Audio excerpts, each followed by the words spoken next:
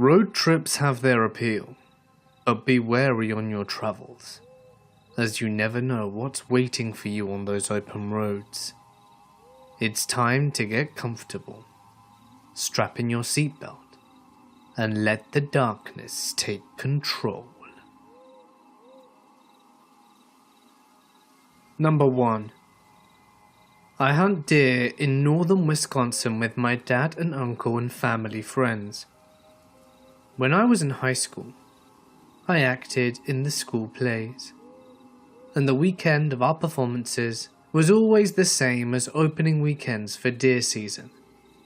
My last performance would be Saturday night, which was opening day, and then my dad and I would wait a few hours and start the 5-hour drive from southeastern Wisconsin that would go straight to the woods and unpack our stuff at the cabin later. So I slept most of the way up there and woke up because we were driving in the woods and going over a lot of bumps. It was probably 5:30 a.m. at this point, so it's still very dark, and my dad tells me that he thinks we made a wrong turn at some point in the woods. He was going to keep on going along this very poor excuse for a road, more like a trail. Lots of branches scraping around the truck and thudding as they smacked the sides. I'm looking out the side window when my dad screams, "What the hell?" I look up and we're face to face with another pickup truck about 30 feet away. Keep in mind that it's basically pitch black. The truck is sitting there with no lights on, only illuminated by our lights. I looked closer and realized there are 2 really grisly looking guys sitting in the truck staring at us, and they look furious. After seeing them, I noticed on the ground between our 2 trucks was a deer body with no head, and the body was completely skinned, but all the meat left intact. My father threw it in reverse and got the hell out of there. He figured out where we were and realized that we were only about a mile away from where we were to hunt. That day we waited until it was just about light out to walk out of our strands. I realized the guys were probably poachers, only killing for the rack and the fur, but just imagine that scene in the pitch black of the woods. Number 2. The most disturbing thing that's ever happened to me was on a long drive back to college for my last semester before graduation. I am a night person and was leaving kind of late for the drive, but was expecting to get in at around midnight, being that I would be living on my own after school. I was feeling a bit sentimental, as it felt like I was leaving home for the last time. Home was somewhere else now. So it's sunset as I'm driving towards the highway, and there's a beautiful low fog in the fields along the roads catching the light.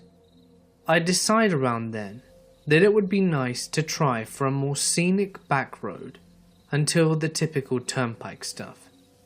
So I decided to cut off towards West Virginia. I stop at a diner, get gas, and then proceed towards the WV line as night falls, as it is the last human contact I will make for the rest of the drive. I didn't foresee it, but an immense, dense fog dropped over Appalachia that night, slowing my drive considerably. At some point in the mountains, there was scarcely 10 or 15 feet of visibility. But there are some small towns that the roads lead me through. It's Friday night though, and it begins to feel oddly dead in each town I pass through. It'd be 9 or 10 p.m, and the local bars would look closed. There were no lights on in any of the houses. It felt uneasy, but maybe that's just how it is there.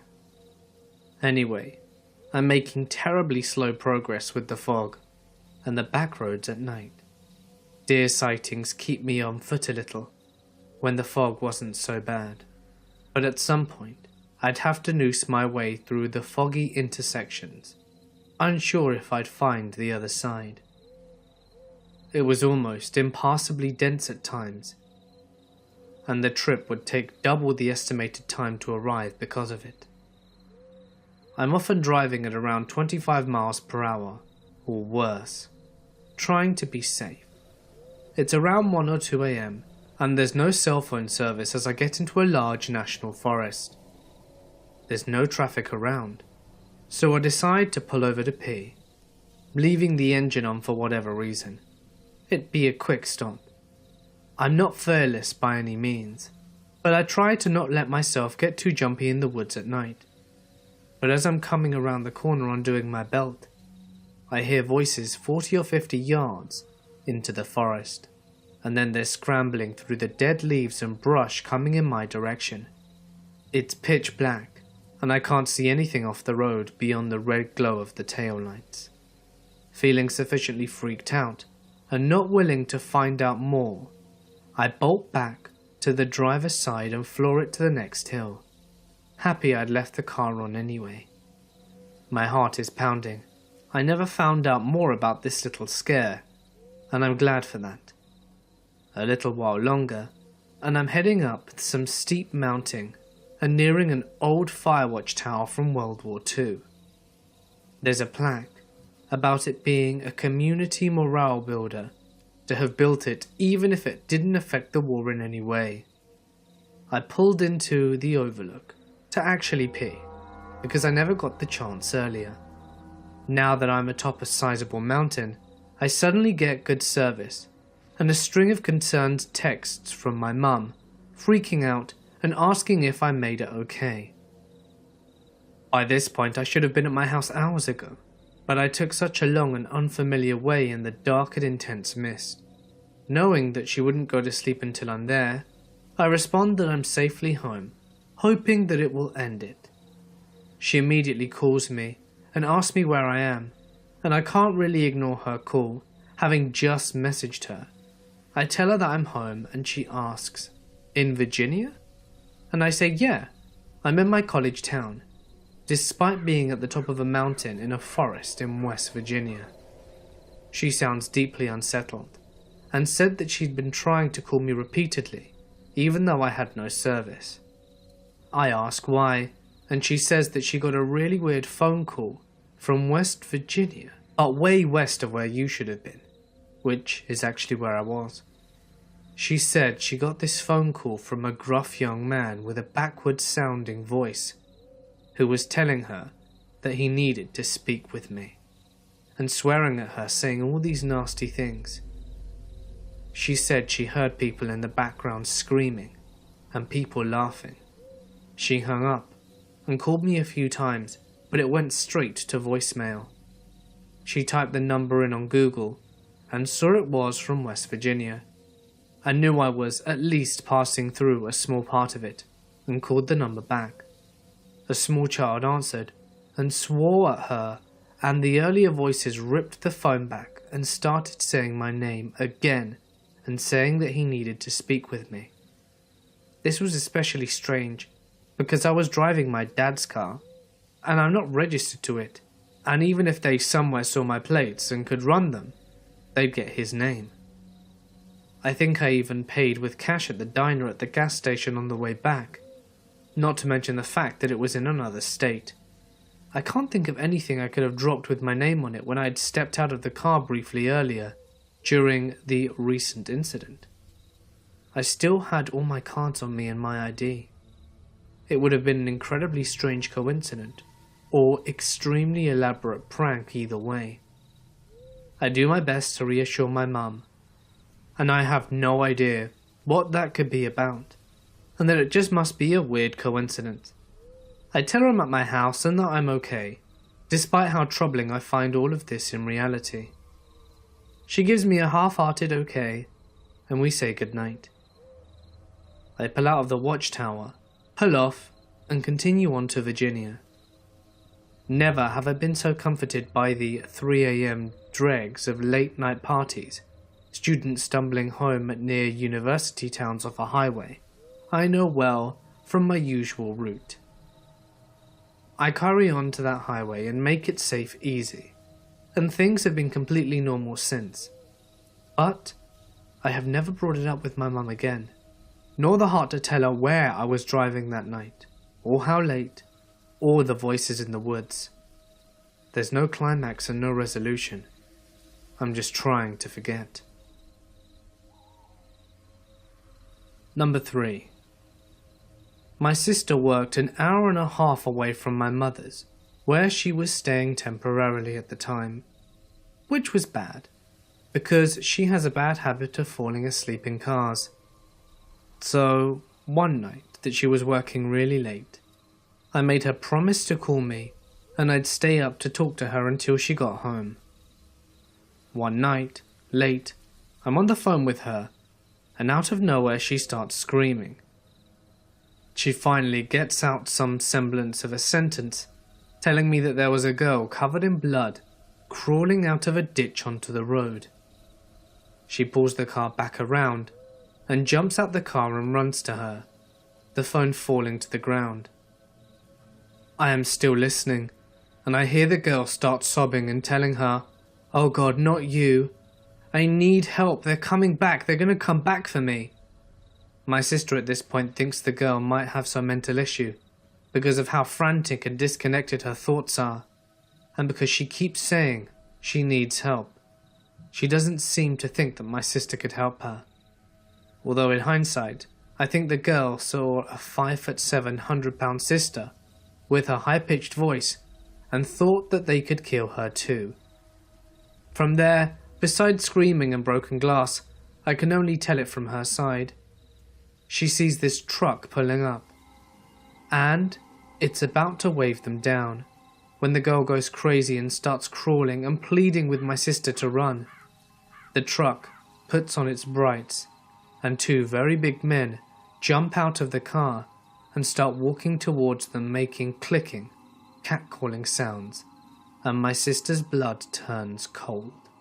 She reaches over and grabs the girl, as there's no way in hell she's leaving her, and in a whirlwind, manages to force her into the car, and jump in herself before the men reach it, smashing her lights. She speeds off, clipping one of them, and is followed by this truck trying to run her off the road for about half an hour. They only pull away when she reaches a hospital. Inside, the girl was in a panic and wouldn't let my sister leave her with the doctors. She kept saying she was her best friend and repeated her name over and over. From the doctors, my sister learned that this girl was repeatedly raped and then tied up and drugged behind the truck. To add to all the creepiness, once my sister got home, she looked at her name tag and remembered that she'd left hers at home and had to borrow an ex-employee's tag, Stephanie. And yet, despite my sister saying she didn't recall ever not fearing for her life enough to get to formalities and exchange names, the girl had called her by her real name. In the late 90s, I took a day trip over Naples, Florida, with a friend of mine who was interviewing with their fire department and asked me if I would accompany him. We had been traveling down Alligator Alley for several hours when we passed what appeared to be 7 dozen white shirts hanging in the cypress trees on the opposite side of the road. Intrigued by this, we made note of their location, and on our return trip later that afternoon, made a point to pull over and take a closer look. It was pretty weird. Someone had taken about 30 identical white pressed dress shirts and hung them at various heights throughout the cypress tree, which was standing in at least 4 feet of stagnant swamp water. The shirts were being held up in the trees by some kind of makeshift hanger composed of sticks, rather giving it a Blair Witch feel. While a few of the shirts had picked up some dirt, it was clear that at some point they had become bleached white and starched thoroughly. At one point my friend tossed a rock at it, and it bounced off with a large thud. We stood there looking at this display with the growing sense of unease, wondering what it meant and who had taken the trouble to travel out into the middle of nowhere to wade into several feet of gator-infested water to hang shirts in trees. In the evening light, it looked even creepier. Between the eeriness factor and the mosquitoes, we decided to return to the car and drove off, discussing our findings. We decided it was perhaps some kind of memorial to someone killed on the road, or perhaps something more sinister, like a ritual of some sort. Through the years, I have read other reports of similar displays being sighted on other remote roadways throughout the country. A few years ago, I happened to be travelling on Alligator Alley again, and did not notice the display. I wish I had been able to get a picture of it. Number 5. Once my friends and I were driving back from the nearest decent-sized city to our crappy little hometown in rural Tennessee. Now, I had an old car, but it was in fairly good shape. No real issues aside from some carburetor problems occasionally. There were probably 4 or 5 of us in the car. One of my friends had recently read some novel where a character says, "Well, Jesus, Buddha, and a bag of chips." Being wise-ass teenagers, we thought this was hilarious for some reason. We kept coming up with various combinations of blasphemous words in the same vein as the original. After a few minutes of this, all the lights in the car just cut off, inside and out. Nothing else was affected, just the lights. Then, just as suddenly, they came back on. Obviously, we chalked it up to chance. I had never had that happen to my car before, but it's not something that can be reasonably explained. After a few minutes of nervous laughter, the blasphemy resumed. Again the light shuts off, and now I was worried. I thought something was really wrong with my car. My friends accused me of turning off the lights. I hadn't, and convinced them of it. Again the lights came back on. Now, I'm an atheist currently, and at the time was a pretty cynical Christian. I didn't put much faith in the thought that our banter was pissing off God, so he was trying to send a message. But still, sometimes you don't tempt faith, right? Well, then you aren't me. Much to the dismay of my friends, I decided to give it one more try. I don't remember the exact phrase, but let's assume it was something that you wouldn't say to your grandmother. No sooner had the last syllable rolled off my tongue, all the lights cut out for good. This time long enough to force me to pull over and turn my car back on. We all sat silently pondering what had just happened. One of my more religious friends said a little prayer in the back seat. I kept my cynical mouth shut this time. Eventually I started the car, and the lights came on as normal. We rode the rest of the way home in silence. I never had a problem with the electrical in the car again after that night. The battery even lasted a couple of more years until I sold it. Number 6. When I was 19, my best friend and I, he's a guy, I'm a girl, road tripped around the coast for a few weeks of the summer. When we hit a Humboldt, we set up camp in a state park, then decided to cruise back to town to get some pizza and see if we could spot anyone that looked like they would sell us some bud. After dinner, finding out no one was selling anything and feeling like dogs, we started driving back and, on an exit ramp, spotted a woman with her thumb out. She was so nondescript, it was impossible to read her. Somewhere between the ages of 25 to 35, straight brown hair, brown pants, and a plain blue sweater. Possibly because we were bummed out the afternoon was ending without any memorable pot-buying shenanigans, we picked her up. She said her name was Trish. She had these very hollow eyes, and she spoke very quietly. She carried a small brown leather suitcase. She asked where we were going. We told her, and we asked her where she was heading. She said, "Oh, I think I'll get a ride into the park with you. I won't sleep in your tent or anything," she assured us. We had had a 2-person tent, and obviously didn't want a stranger in with us. We couldn't offer that. It was awkward. We had leftover pizza in the back seat, and told her to help herself. She ate it all quickly and quietly, like she hadn't eaten all day. We get to the campsite, awkward, and she asks what time we're leaving in the morning. So we tell her 10. She nods and says that she will see us then, turns and walks into the woods and disappears. We go to bed. No idea where she is or if she's coming back. In the morning, she appears minutes after we get up and start moving around, making oatmeal on the camp stove, and she does not look like she spent her sleepless nights in the woods. She looks exactly the same, not a hair out of place, not even a pine needle stuck to her sweater. She observes our oatmeal, then disappears again, and returns shortly with 2 hands full of blackberries. This is a crowded campsite, and the blackberry bushes are picked clean. My friend and I spent a good half hour foraging the day before, and found 3 berries total. We put the berries in the oatmeal, and we all eat. We pack up, get in the car, and ask her where she wants to be dropped off. She tells us to take her back to the very spot we picked her up. It's not the direction we're going, but it's not that far. She looks very sad, and she thanks us. She gets out, we wish her well, and she says something like, "I doubt it."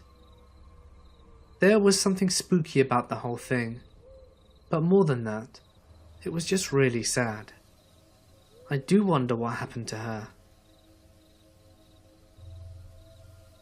Number 7. I used to live way out in the middle of nowhere with my aunt and cousins for about 5 years. It can get pretty creepy at night. The town we were closest to only had a pre-K through, 12th grade school, post office, church, a tag agency and notary. We lived about 6 or 7 miles away, and we went to school there. Most of the homes are miles apart. We didn't even have bus stops. Each student was picked up from their house, and parents whose children rode the bus had to pay a fee for gas, because my bus rides lasted as long as 3 hours every day. That's how rural the area is, covered in woods and rivers, and there's a lot of wildlife. There had been a wildlife burning in a neighbouring county for the past couple of days, destroying acres of forest, forcing wildlife to flee. We had been extra cautious when driving, because deer were everywhere, and you couldn't drive long without seeing one. It wasn't uncommon to spot fellow motorists stranded after a deer incident. There was almost always blood-spattered trucks sitting at gas stations. My cousin and I were going home. We were using her truck to help a friend move a pool table, and we ended up staying and playing pool until a little before 4. We hadn't been drinking or anything, just hanging out, and we were driving down this old dirt road. Over the trees and in the distance, we could see smoke from the burning wildfire against the night sky. A big buck ran out in front of us, causing my cousin to hit the brakes. Then something much bigger ran out after it and grabbed the deer. It happened so fast my eyes were locked on the buck, and I didn't get a good look at whatever it was. We hit the arse end of it, and whatever it was went spinning. The truck crashed into a small ditch on the side of the road, sending dust everywhere. It wasn't serious and neither of us were hurt, but it knocked the battery cables loose. We pulled out our cell phones, but of course no signal, and we weren't surprised. Neither of us mentioned we were hit, and we got out in an attempt to open the hood, but we couldn't reach the front to unlock it, because the front of the truck was wedged against dirt and sitting angled downhill. There wasn't much we could do, so we walked up the road searching for a signal and using our phones as flashlights. Then we saw the deer laying beside the road. It had been gutted. There was a huge ragged hole on its belly, and its intestines were strung out for a few feet in the directions of the woods. This was a very large deer, and we immediately decided that we weren't going to be a part of this. We got back in the truck and waited for a passing car. I rationalized that we must have hit the deer or something, but she knew we didn't. We hit something else. We got lucky, and after about only 10 minutes, we see some headlights. It could take hours for another car to pass, but on these back roads, as soon as they get close, we flagged down the driver and told him what happened. He told us that he was heading out for an early morning hunting trip. He wasn't in a rush and offered to try and pull out our truck, and followed us, showing a big dent he had from when he hit a deer a few days earlier, which started a conversation about all our wildlife animal refugees. We told him about the deer and asked him if he knew which kind of animal could do that, and he decided to take a look. We walked him to where it was, but it wasn't in the same place, and it wasn't a whole deer anymore. It had been ripped to shreds. Most of its bones were intact, with strips of flesh still attached. It was a horrifying sight, mangled and bent in odd and unsettling ways.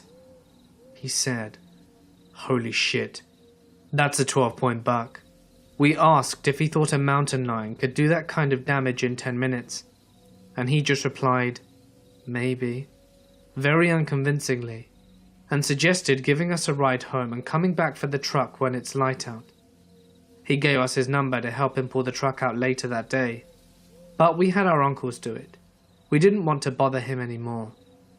There was a bunch of black fur stuck to the grill but no blood. Our uncles brushed it off as an overreaction, but they never saw the deer. When I tell people this story, they're convinced it was a skinwalker. Number 8. My girlfriend and I were going on a backpacking trip in NorCal. She had worked that afternoon until 5, so we didn't hit the back roads to the mountains off the highway until just before dark. The route we took was plenty familiar, and we went through a nice country area. This was our second trip to the same place, only the first time we came there happened to be during an OHV competition, so the place was really populated. This time, it was not, and my girlfriend joked about this movie where a serial killer cleaned out of town and just kind of played shop after killing everyone.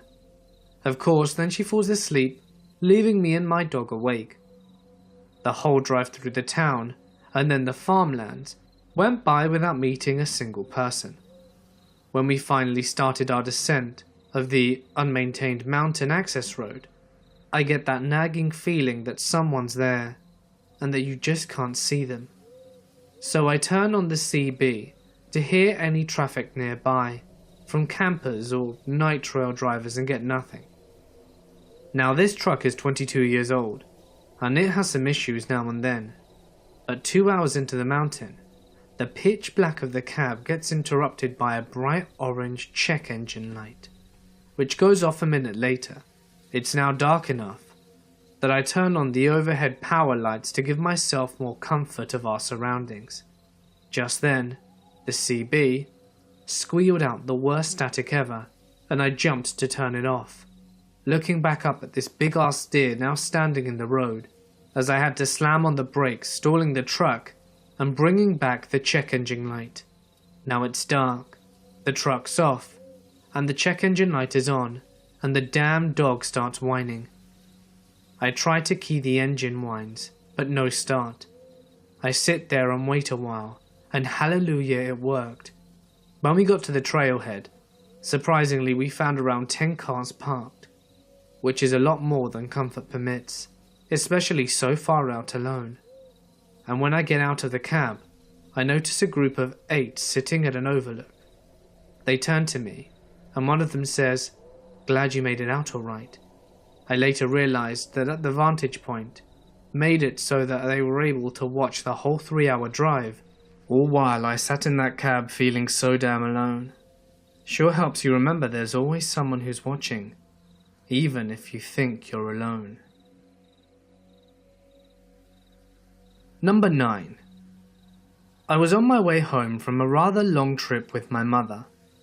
We got to a bridge where we saw an elderly woman in a nightgown. Think Grandma Death / Roberta Sparrow from Donnie Darko. It was fall, so rather cool, and the sun was already setting behind the trees. So the white nightgown really shone in the dark. She was just walking. Problem was that she was barefoot and completely clean, like nothing had touched her at all. We had been on this road before the bridge at least 10 miles, and we had another 15 before we got anything that even resembled civilization. It's the road and ample trees for miles and miles around. We stopped and asked her where she was going and if she was with anyone. She kept mumbling to herself, but I remember her eyes. Her eyes were wide, as if she'd seen something frightening. The whites of her eyes were bleached white, and the pupils were straight jet black. She never made eye contact with us, and just kept walking forward. We drove off and called the police. We both kept expecting her car or someone to be at the road ahead, but there was no one at all. Stuff like that doesn't happen at all there, so it was pretty startling to say the least. It was very plausible that it was dementia or something along those lines, but once more, walking on foot so many miles deep on this road is just unheard of. If anything, that scared us more. Number 10. In the mid-90s, I went on a road trip with my son, and for some stupid reason, decided to take a different route home than the one I had previously taken and that I was familiar with. I turned out of the new route, and it was a super desolate road. I specifically chose to drive in the middle of the night, so that my son would be sleeping and so that there would be less traffic. It's about 3 AM, and of course my POS car system breaks down. By some luck of the draw, I am almost right in front of an abandoned roadside market, and was able to coast into the parking lot. The windows are all boarded up on the market, steam is pouring out from under my hood, and it was essentially the start of every single dumb chick breaks down in the middle of nowhere and gets hacked to death movie that you've ever seen. All of a sudden, I hear headlights coming around the bend. I'd been driving on this road for a couple of hours, and had seen maybe 1 or 2 vehicles the entire time. A truck drives past, slows down, and then I see the reverse lights come on in my rearview mirror. Deliverance banjo music starts playing in my head. The truck pulls up, so our vehicles are driver window to driver window, and I see that the driver is an older man, and he's just staring at me. He looks like the stereotypical killer that you visualize. Long, scraggly grey hair, grizzled stubble, crazy sort of eyes. He motions for me to roll down the window. I'm trying to look anywhere but directly at him, and acting like I didn't see him and that everything's fine and dandy. Oh no, I'm not in distress. Please ignore the steam coming from my car. I'm good, thank you. He backs up a little, parks, and gets out of his truck, and starts walking towards my car. I'm thinking this is where my son and I end up as news stories about bodies being found in the boonies when the snow melts. And he starts yelling, "I'm not gonna hurt you. Roll down your window." I keep looking anywhere but at him, whilst trying to give off a strong "you don't want to mess with me" vibes, when in reality I'm shitting my pants. He gives me a disgusted look, walks to his truck, and starts digging around. He comes back with tools in his hands, and now I'm thinking, oh my god, he's got tools, he's going to kill me and bust my teeth out and cut my fingers off, so that I can't be identified. He yells, "Open the hood!" I'm looking everywhere but at him. Open the hood! Let me see what's wrong! He's pissed. I'm scared shitless, but I reach down and pop the hood. He opens it, and I crouch down so that I can see him through the couple of inches where the hood is open. He looks up, and we make eye contact, and I'm about to die. He looks down and keeps doing what he's doing. He goes back and forth between his truck and my car a couple more times, bringing more tools, some jug of something, and other things that I can't make out. After about 15 minutes, he closes my hood and yells at me to start it up. My car sputters a little, turns over, and then seems fine. He yells, "Be careful, there are a lot of weirdos out there," gets in his truck, and gives me one last disgusted look and drives off. My car made it home. My dad looked it over, and after I told him the story, he deducted that the guy had changed my radiator hose. My dad pointed out many times that the chances of being struck by lightning were probably better than my chances of some random guy in the middle of nowhere, in the middle of the night, happened to be driving around with a radiator hose and the tools to replace it for a whatever 10-plus-year-old POS foreign car that I had been driving. I'm so glad that he wasn't a serial killer, and I never even said thank you. Bonus story. I live about 130 miles from home in Aberdeen, Scotland, so I go back to Glasgow semi-regularly. This happened 3 months ago, and I haven't been home since. It was February night, and I was on my way home to see my family. The drive is unlit, on 70-mile-per-hour roads, so there I was doing 60, and a car just sort of appeared behind me as they do. I didn't think anything of it, so the car starts to get really close, like uncomfortably dangerously close. This is in the middle of nowhere, so I'm confused. They could have overtaken me if they wanted to. I started speeding up. I'm doing 75, and a car appears in front of me. They're doing around 60. I start slowing down, but the car behind me is way too close. The car in front of me brakes slowly, down to about 40. I pull out, overtake, and speed up. By this point my heart is racing, and I'm thinking it's probably Racer messing up with me. But this car won't move, and it's about 10 feet behind me. Its lights are filling my car, and I can barely see the road. I see a lay-by sign in 50 yards, so I decide to stop to let this maniac pass. I put in the lay-by, last minute, and the car flies by. The car brakes suddenly, almost skidding to a stop. I see it reversing back up the road towards me, and I turn my lights off. The car rolls up slowly next to me. It stops, window in line with mine, and I'm just sitting there with my eyes shut. I hear his door open and close. This huge figure gets out and slowly bends down to my level and chaps my window. I'm about to go into shock. I slowly roll down my window, visibly shaking, and I let out a gasp asking him what he wants. He replies, "I need about 350. Then he squashed his car and climbed back into his lock.